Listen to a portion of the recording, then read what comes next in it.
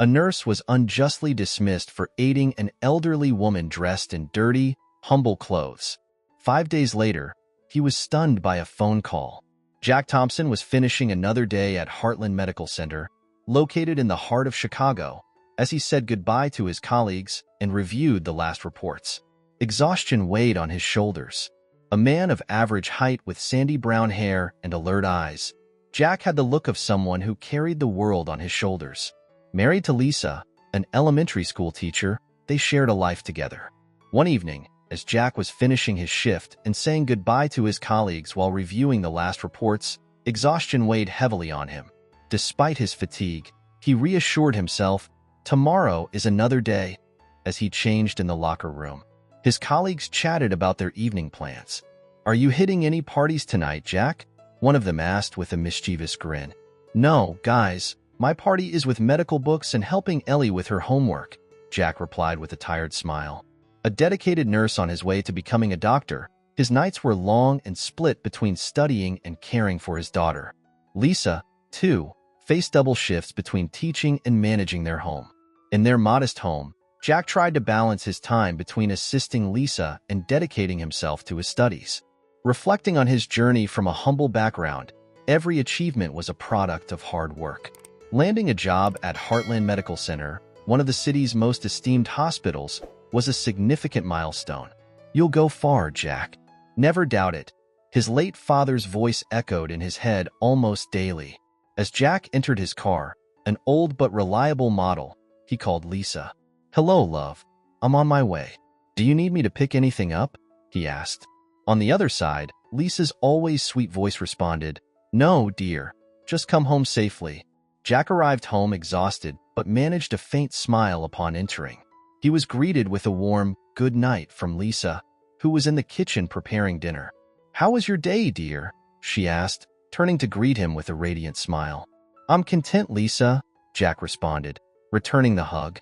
He was anxious to start working at Heartland because they needed the money, especially now with the costs of Ellie's medical treatment. Their daughter, Ellie, suffered from a rare illness requiring continuous and expensive care. All the money Jack and Lisa earned was designated for her treatment. As they discussed their day, Lisa remarked, "I know you're doing everything you can," her eyes filled with understanding. Jack confided about his boss, Dr. Henderson, who made things difficult at the hospital. "He's demanding, and it seems like nothing I do is enough," Jack vented. "But that's why you're studying to be a doctor, right? To do more for Ellie and other patients," Lisa reminded him as they served dinner. "Yes, it's true. Every day I spend at that hospital, I learn more, and it gives me the strength to keep going with my studies," Jack agreed, taking his wife's hand in gratitude. After dinner, while Lisa tidied up the kitchen, Jack went to check on Ellie, who was already asleep. As he watched her sleep peacefully, not seeming ill, a wave of determination surged through him. "I'll do everything possible to give you a better life, my little one," he silently promised. At that moment, his exhaustion gave way to a renewed sense of purpose. Knowing the road ahead would be long and challenging, looking at Ellie assured him it would be worth it. The next morning, Jack woke up before dawn, preparing for another challenging day. Before heading to work, he had a crucial commitment: to take Ellie to a routine medical appointment. The calm morning atmosphere belied the storms of worry forming in his mind. Arriving at the pediatric hospital, Jack held Ellie's tiny hand, trying to mask his anxiety. The appointment went as usual until the doctor delivered unexpected news. Ellie's treatment needed to be intensified, explained the doctor. This meant a more effective but also more expensive medication needed to be imported. Jack's heart sank. How could we afford these additional costs? He wondered on the way home, absorbed in his thoughts.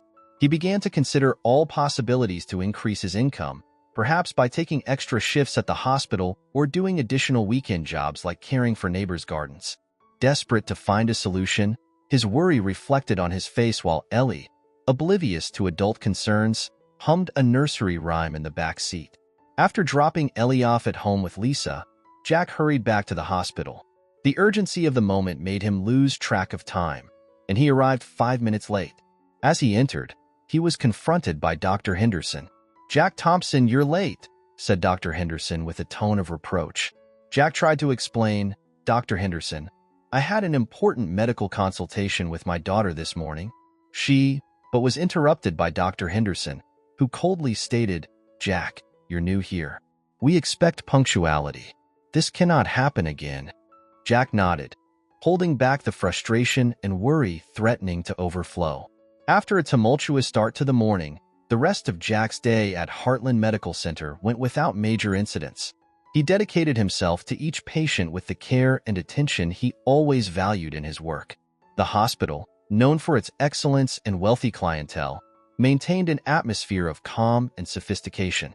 During his brief break, Jack retreated to a small room reserved for workers, seeking a moment of tranquility amid his chaotic day. While he rested, thoughts about Ellie's condition and the pressures at work alternated in his mind. He just wished for a few minutes of peace before resuming his duties. However, that brief moment of peace was interrupted by an unusual commotion coming from the reception area. Curious and concerned, Jack decided to see what was happening. Upon reaching the reception, he encountered a chaotic scene. An elderly woman dressed in dirty, humble clothes was clearly in distress, barely able to stand and asking for help with a weak and trembling voice. The receptionist, Mariana, looked at the lady with an expression of discomfort. Please, I need your documents or health insurance card to assist you, she said, trying to maintain her composure. The woman, panting and visibly ill, replied with difficulty, I don't have my documents. Please help me. Her voice was a desperate whisper, and she seemed about to faint. Mariana, visibly annoyed, responded, I'm sorry, but this is a private hospital. You need to go to a public hospital. We can't assist you here without the necessary documents. The woman, increasingly weak, leaned on the counter, struggling to stay conscious. Jack, watching the scene in disbelief, felt a surge of indignation. He knew the hospital was exclusive, but the woman's condition was clearly critical. Where was the oath that all doctors take upon graduating? Without thinking twice, he approached. Wait, I can help, he said, moving towards the woman. We'll take her to one of the consulting rooms to see what's happening. Mariana looked at him, surprised, stammering something about hospital policies. But Jack was already helping the woman walk towards one of the consulting rooms. He knew he might face consequences for his action, but the need to help someone in distress was stronger. Jack, with a mix of concern and determination, supported the woman by the arm, guiding her carefully to an empty consulting room. She was visibly weak, barely able to keep her eyes open, and her breathing was labored. Calm down, everything is going to be okay, Jack spoke in a soft tone, trying to calm her while he opened the door of the consulting room. Once inside, the woman, with visible effort, asked Jack, Are you a doctor? He replied as he helped her sit on a reclining chair, No, I'm a nurse, but I'm studying hard to be a doctor someday. I work here, but I've only been here for a short time. However, I'm good at what I do. He spoke with a mix of humility and pride while quickly assessing the woman's condition. Jack noticed that the woman had low blood pressure and suspected a cardiac problem. I'm going to measure your blood pressure and give you something to stabilize it, he said, looking for a sphygmomanometer and a stethoscope. While performing the procedure, he conversed with her, trying to keep her conscious and calm. After measuring the pressure and performing a brief auscultation, Jack administered a medication to stabilize the woman's blood pressure.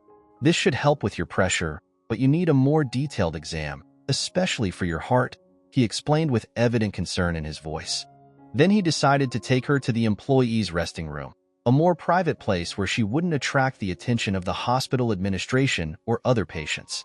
Stay here until I finish my shift. I'll come back to see how you are and help in whatever way I can, assured Jack, covering her with a blanket to ensure her comfort. The woman, now a bit more stable, looked at Jack with gratitude. Thank you, young man. You're an angel, she said with a weak but sincere voice.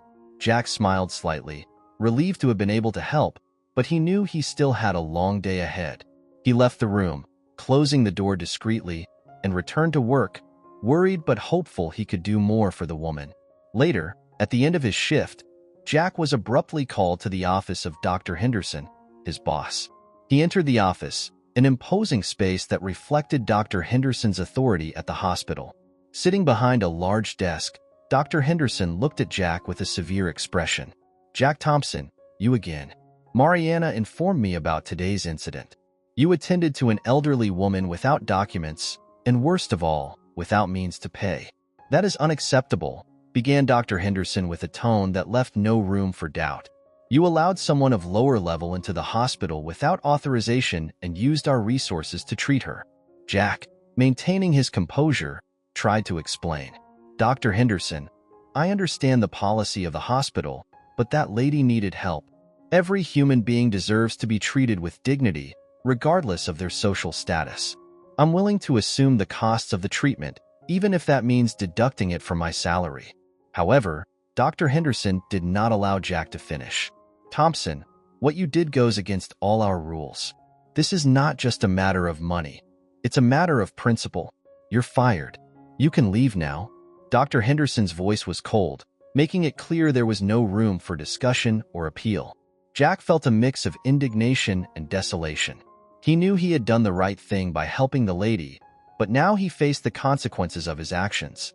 He stood up, looking at Dr. Henderson for the last time, and left the office in silence, walking towards the resting room where he had left the woman. Jack was engulfed in a sea of concerns, wondering how he would support his family and care for his daughter now that he had lost his job. The responsibility weighed on his shoulders, but at that moment, he knew he needed to focus on the well-being of the woman he had helped. Upon arriving at the room, he found the woman asleep, her breathing now more stable. Gently, Jack woke her up. Excuse me for waking you, but I need to talk to you, he said softly. The woman slowly opened her eyes, seeming a bit stronger than before. How do you feel? Asked Jack, genuinely concerned. The woman looked at Jack with gratitude. I feel better thanks to you, she replied, but I don't want to cause more trouble. Can I leave now? However, Jack insisted, I can't let you go like this. Please come with me to my home. I insist. You need a place to rest and recover. She hesitated, but Jack's sincere concern convinced her. All right, I accept your kindness, she said with a still weak voice. But this won't cause you problems, right? Your boss, he didn't complain to you? Jack paused for a moment, thinking about how to respond. My boss is a difficult person, that's true. I was transferred here recently, and he has been strict with the hospital rules. But don't worry about that now. What's important is that you are well. He tried to maintain a neutral tone, avoiding revealing the truth about his dismissal. Jack then helped the woman to stand up and accompanied her to the exit of the hospital. He felt a mix of emotions, concern for his own future, satisfaction for having done the right thing, and some relief for leaving behind such a rigid work environment. As they walked slowly, Jack thought about how he would explain the situation to Lisa and how they would face the upcoming challenges. While driving, the woman sat next to him, looking timidly out the window. The silence was only interrupted by the soft sound of the engine and the occasional noise from the city outside. Jack broke the silence. I hope you like the food my wife prepares. She's cooking a special dinner with a lot of love. I've already told her about you. She's a very understanding and welcoming woman. The woman turned to him, somewhat apprehensive. Your wife won't be bothered by receiving an unexpected visitor like me, she asked with a frail voice. Jack smiled lightly. No, of course not. Lisa has always been amazing. Plus, she has a big heart. Don't worry. The car continued its way, and the woman seemed to lose herself in her thoughts, looking at the streets passing by. What's your name? Jack asked, trying to keep the conversation light. I'm Lucy, she replied. Ms. Lucy, Jack then asked gently, do you have family, Ms. Lucy? She sighed, a look of melancholy passing across her face. I'm alone now. I'm a widow. Life has taken me down lonely paths. Jack noticed the sadness in her voice and decided not to ask further questions. He knew that each person carries their own sorrows and didn't want to invade her privacy. When Jack and Ms. Lucy entered the house, they were greeted by the warm smile of Lisa. She welcomed them without showing signs of surprise or discomfort, despite not being aware of Jack's dismissal. He, for his part, remained calm and normal, not revealing what had happened at the hospital. Lisa approached Ms. Lucy with natural gentleness. Welcome to our home, she said with a welcoming smile. My name is Lisa. Ms. Lucy, somewhat shy but clearly moved by the warm welcome, introduced herself. "Thank you. My name is Lucy, but everyone calls me Ms. Lucy." Lisa, always attentive and helpful, had set aside some clean clothes for the lady. "They're not new, but they're very clean," explained Lisa, handing the clothes to Ms. Lucy. "I hope they're comfortable for you." Ms. Lucy thanked her, visibly moved by such kindness. Moreover, Lisa had already prepared a space for Ms. Lucy in the living room, arranging the sofa with a clean, scented blanket. "You can sleep here tonight. We want you to feel at home," said Lisa, showing the sofa. Ms. Lucy began to refuse, not wanting to cause inconvenience, but Jack intervened. "We insist, Ms. Lucy. It's important to me to monitor your health tonight. Tomorrow you can decide what to do." Ms. Lucy, still somewhat hesitant, accepted the offer. She had never been treated with so much consideration and affection.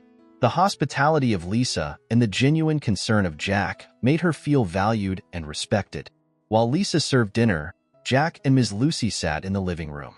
He discreetly observed the lady, ensuring she was comfortable and safe. The atmosphere in the house of Jack and Lisa was one of human warmth and care, a marked contrast to the cold and impersonal environment of the hospital from which Jack had been dismissed. Ms. Lucy, seated on the sofa, looked around, feeling grateful and welcomed, a rare sensation in her life in recent years. After dinner, the routine of the house unfolded quietly. Jack and Lisa tucked Ellie in, making sure the little girl was comfortable and sleepy. Then they went to see how Ms. Lucy was doing. Seated on the sofa, she expressed her gratitude with simple words but loaded with emotion. "Thank you for everything you're doing for me," she said, her words resonating with sincerity. With Ms. Lucy seemingly asleep, Jack and Lisa headed to the kitchen for a more private conversation. They spoke in low voices, careful not to disturb the tranquility of the night. "Lisa, something happened at the hospital today," began Jack, hesitantly. He recounted every detail of the day, from the arrival of Ms. Lucy to his dismissal.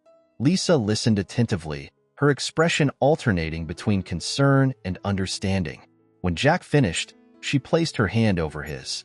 "You did the right thing, Jack. Helping someone in need is always the right path. God will show us a way out," she said with a voice full of faith and hope. Meanwhile, from the sofa, Ms. Lucy was awake, listening to every word of the conversation. She had tried to sleep, but the restlessness of her mind kept her awake. Upon hearing about Jack's dismissal and Lisa's concern, her heart tightened. She felt guilty for being the cause of such trouble for this generous and kind family. "This is all my fault. If he hadn't helped me, he would still have his job," thought Ms. Lucy. The feeling of sadness and responsibility dominated her, plunging her into thoughts about how her presence had complicated the life of that family. After a restless night, listening to Jack and Lisa's concerns, Ms. Lucy fell asleep, her thoughts still revolving around the conversation she had overheard.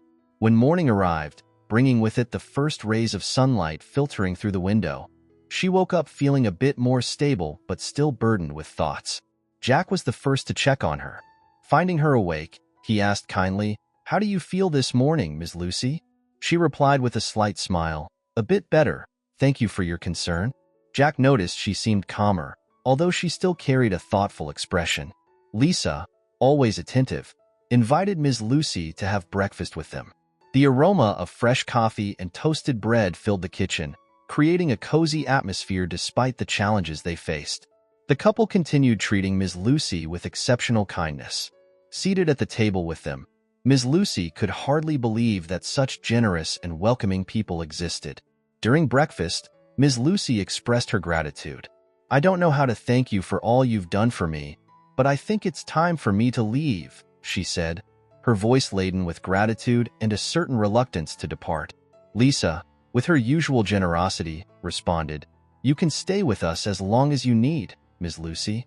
But Ms. Lucy insisted, "I appreciate it from the bottom of my heart, but I can't stay any longer." Jack, understanding her decision, offered her money for the taxi. "I know you lost your wallet with all your documents. Please accept this for the taxi ride," he said, extending some bills. Ms. Lucy hesitated, but finally accepted. "I'll return it as soon as I can," she promised. Jack smiled kindly. "You don't have to worry about that.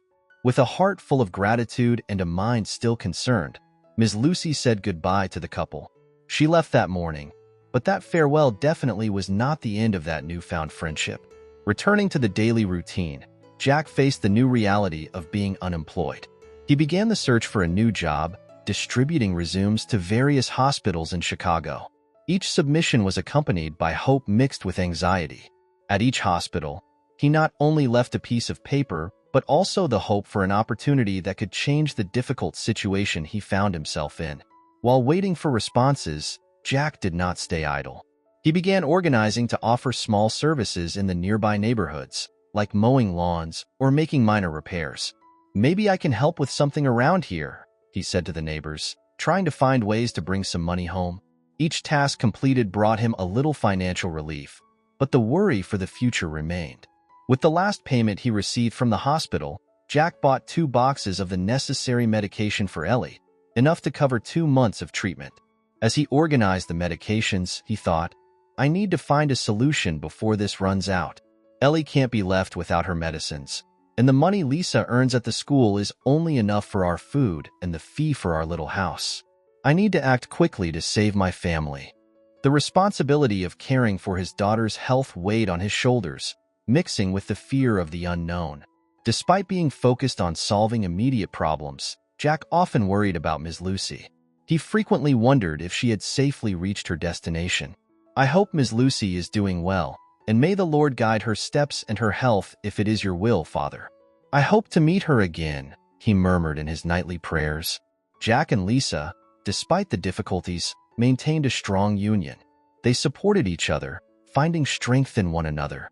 "We'll get through this together. We're strong. We can work at whatever is necessary.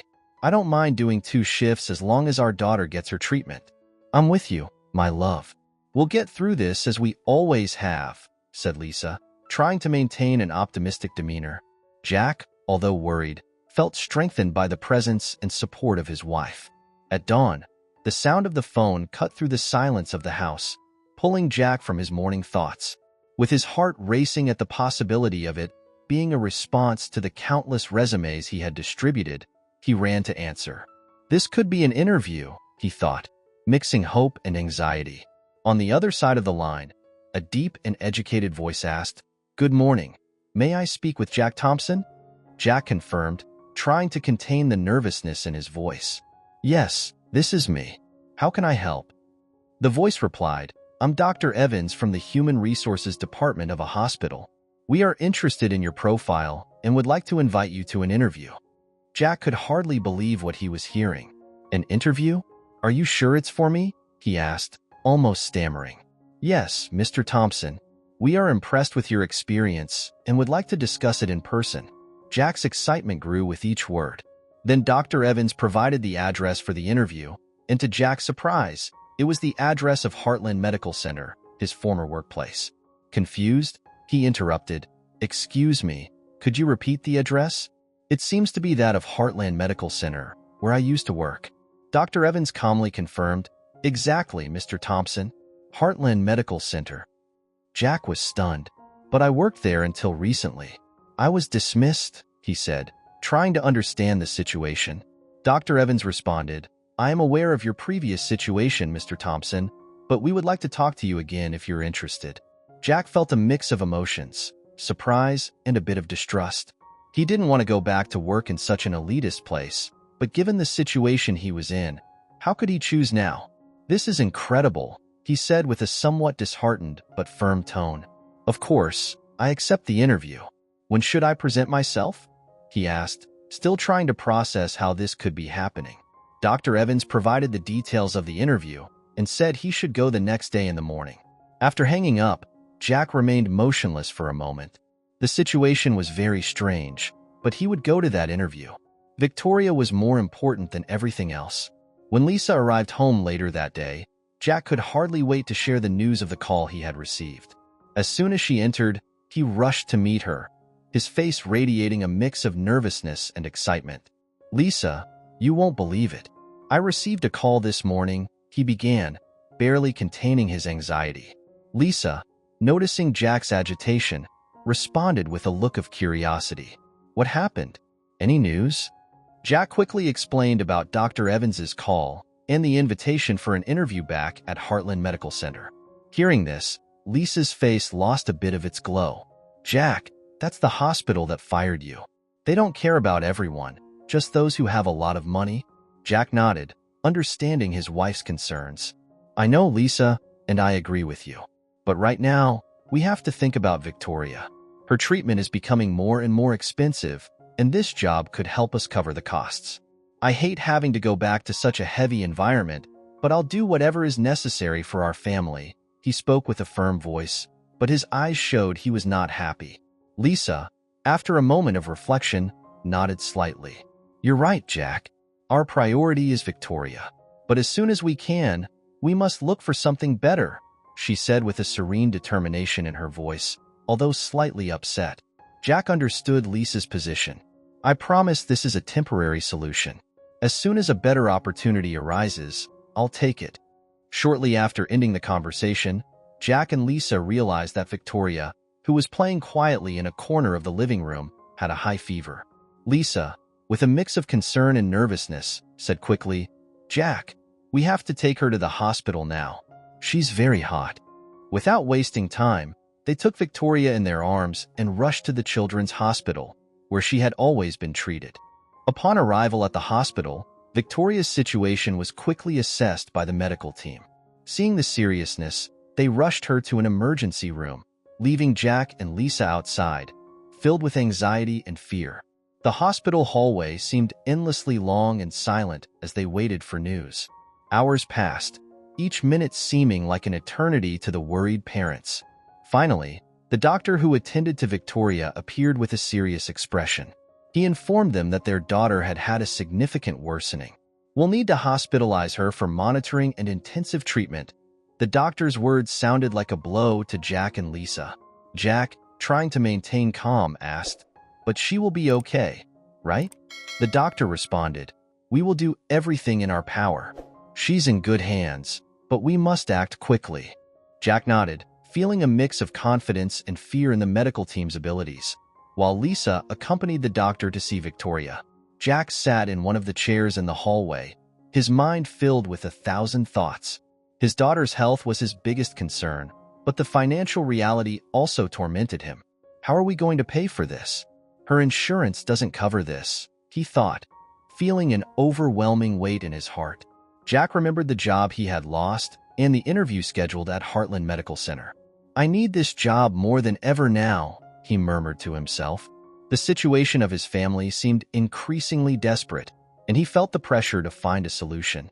Alone in the hospital hallway, Jack closed his eyes and said a silent prayer, asking for strength and a way forward. That night, while Lisa remained in the hospital next to Victoria's bed, Jack had a brief conversation with her before leaving. I'm going home to prepare for the interview tomorrow. Stay here with Victoria. I'll be back when I finish. Lisa, although worried about her daughter, understood the importance of that interview. Go, Jack. We need it. I'll stay here with her. Good luck, she said with a look that mixed anxiety and hope. Jack could barely sleep that night. His thoughts were divided between concern for Victoria's health and the interview that could be the key to a change in his life. At dawn, he got up early, showered quickly, and dressed in his best clothes, the ones he reserved for special occasions. Looking at himself in the mirror, he tried to gather all the confidence he could while preparing. The image of Victoria in the hospital filled his mind. I have to get this job, he thought, determined, for her, for Lisa, for our family. With that thought in mind, he left the house, closing the door behind him with a renewed sense of purpose. On the way to Heartland Medical Center, Jack reviewed possible questions and answers for the interview in his mind. He knew this opportunity was crucial and didn't want to leave anything to chance.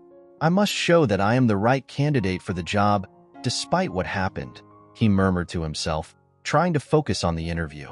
Upon arriving at the hospital, he was greeted by Dr. Evans, who shook his hand firmly. Good morning, Mr. Thompson. Thank you for coming. We are eager to talk to you. Jack thanked and smiled politely at Dr. Evans, but he did not recognize him. It was the first time he had seen that man, which left him a bit puzzled. Where is Dr. Henderson, the boss who fired me? Jack thought as he walked through the familiar corridors of the hospital. With each step, he noticed small changes. The atmosphere seemed different, less tense, and even the decor had changed slightly. As he walked, Jack noticed the absence of familiar faces. Mariana, the receptionist who had refused to help Ms. Lucy, was not at her usual post. Maybe they promoted her. She was very close to Mr. Henderson, Jack murmured to himself, surprised by the changes. The idea that in elite hospitals like Heartland Medical Center, teams could change according to the whims of the administration crossed his mind. Following Dr. Evans, Jack was led to a large meeting room. Upon entering, he found himself surrounded by several people sitting around a long table. There were unfamiliar faces, all dressed formally, looking at him with a mix of curiosity and anticipation. Jack, confused, looked to Dr. Evans for an explanation. Dr. Evans, realizing Jack's confusion, smiled and said, "Mr. Thompson, let me introduce you to the new management team of Heartland Medical Center.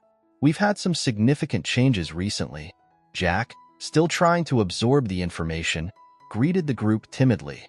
As Jack tried to understand what was happening, he looked around the room, trying to associate faces with the roles they played in this new scenario at Heartland Medical Center. It was then that his eyes landed on a familiar but unexpectedly different figure. Sitting in the principal chair at the table was a woman, elegantly dressed, radiating an aura of authority and benevolence. Jack blinked several times, unable to believe what he was seeing. It can't be, he thought. Before Jack could express his surprise, Dr. Evans spoke. "Yes, Mr. Thompson, this is Ms. Lucy Hernandez, the owner of Heartland Medical Center." Dr. Evans's words resonated like thunder in his ears. Jack looked at the woman, his mind spinning in 1,000 directions.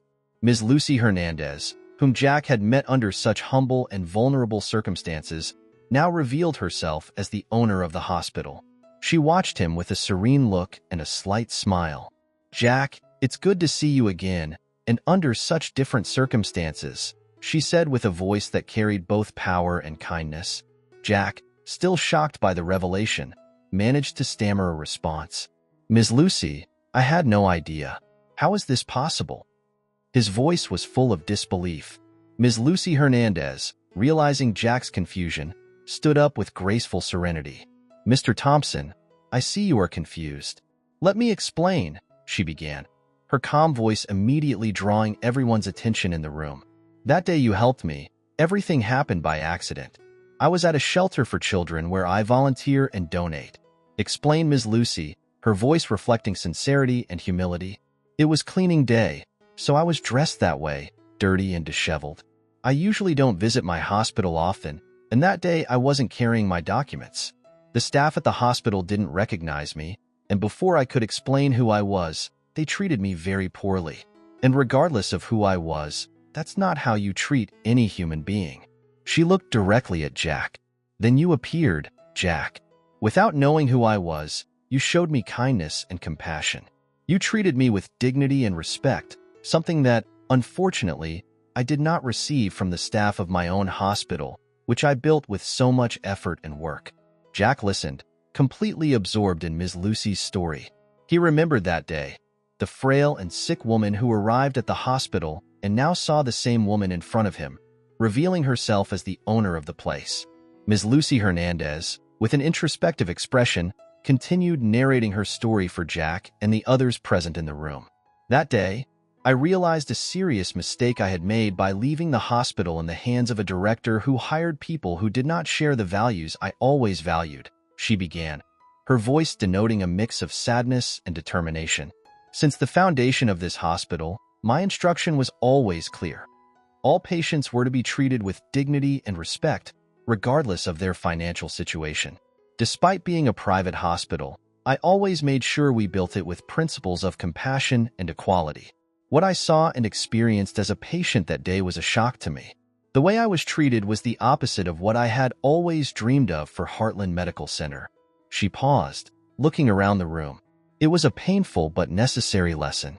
I realized that I needed to take back my role in managing the hospital and restore the values it had lost." Jack, still assimilating the magnitude of that revelation, expressed his surprise and confusion. "Ms. Lucy, why didn't you reveal who you were when you began to feel better?" "I'm not angry," Just don't understand, he said, his voice reflecting genuine perplexity. Ms. Lucy responded with calm, reflective thought. Jack, after being attended by you, I felt that not everything was lost at Heartland.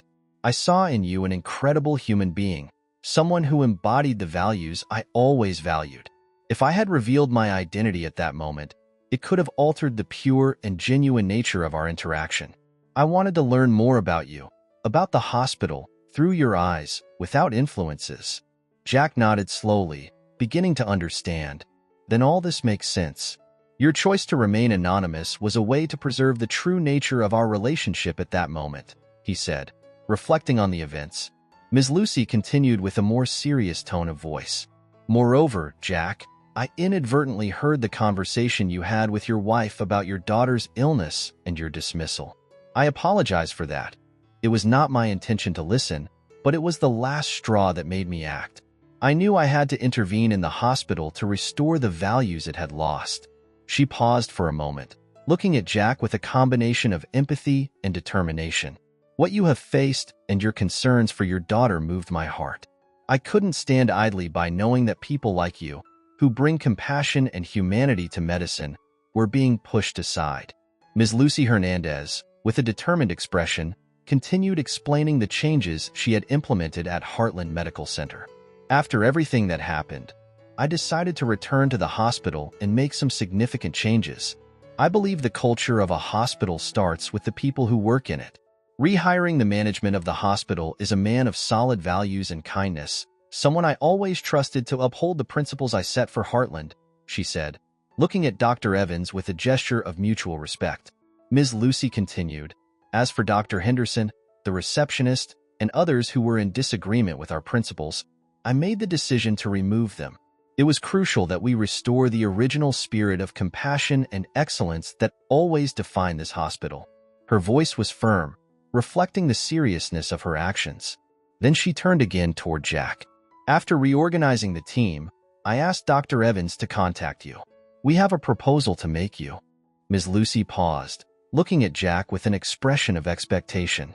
I am 75 years old and no longer have the strength and energy of before. I do not wish to spend the years I have left entirely within the walls of this hospital.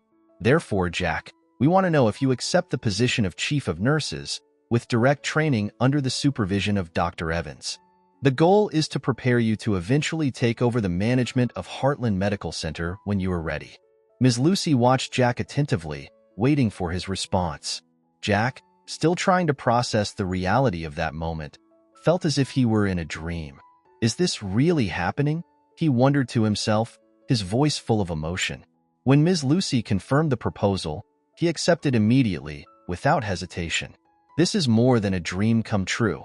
It's something I never imagined was possible, he said, his voice trembling with emotion, his eyes filling with tears, reflecting the joy and gratitude he felt. Ms. Lucy, observing Jack's reaction, smiled with satisfaction. I am very happy, Jack. Now I feel true relief at leaving the hospital in the hands of good people like you. The compassion and sincerity in her voice were evident. Then, with a gesture that surprised Jack even more, Ms. Lucy pulled out a check from her purse. I have something else for you, Jack, she said, extending it. This is to cover the complete treatment of Victoria at the best pediatric hospital, with everything that corresponds to her. I want to make sure your daughter receives the best possible care and finds a cure as soon as possible. Jack, holding the check in his hands, felt an overwhelming surge of emotions. Tears ran down his face as he looked at Ms. Lucy incredulously. I don't know what to say. This is more than I could have asked for or imagined, he stammered, his voice choked with emotion. Jack looked around the room, seeing the faces of those present, all moved by the scene. Dr. Evans, with a kind smile, nodded in approval, recognizing the nobility of Ms. Lucy's gesture. Jack, with the check in hand, felt a profound gratitude. Ms. Lucy, Dr. Evans, I promise to honor this trust and do everything in my power to live up to this opportunity. And I have no words to thank you for what you are doing for my daughter. His words were sincere, charged with a promise of dedication and infinite gratitude. Leaving the meeting room, Jack felt completely in shock. His hands trembled, and his mind was racing. He needed to share the news with Lisa immediately. Taking his cell phone, he called her, and as soon as she answered, the words came out of his mouth, mixing joy and disbelief. "Lisa, you won't believe what has happened," he said, excited. On the other side of the line, Lisa listened attentively, tears of emotion beginning to fill her eyes. "Jack, what's happened? Are you okay?" she asked, worried. Jack, still trying to control his breathing, explained everything from the job offer to the check for Victoria's treatment. "Lisa, our life is going to change. Ms. Lucy has paid for Victoria's treatment, and I am going to be the chief of nurses with the prospect of managing the hospital in the future." Lisa, on the other side of the line, began to cry with relief and happiness. "This is incredible, Jack. It's a miracle. How is this possible?" she exclaimed, her voice choked with emotion. "I don't know, Lisa. It seems like a dream, an act of kindness that has turned into this surreal twist," replied Jack, still in shock.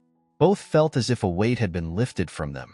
In the following days, Jack assumed his new position at Heartland Medical Center. He could notice that things had indeed changed for the better.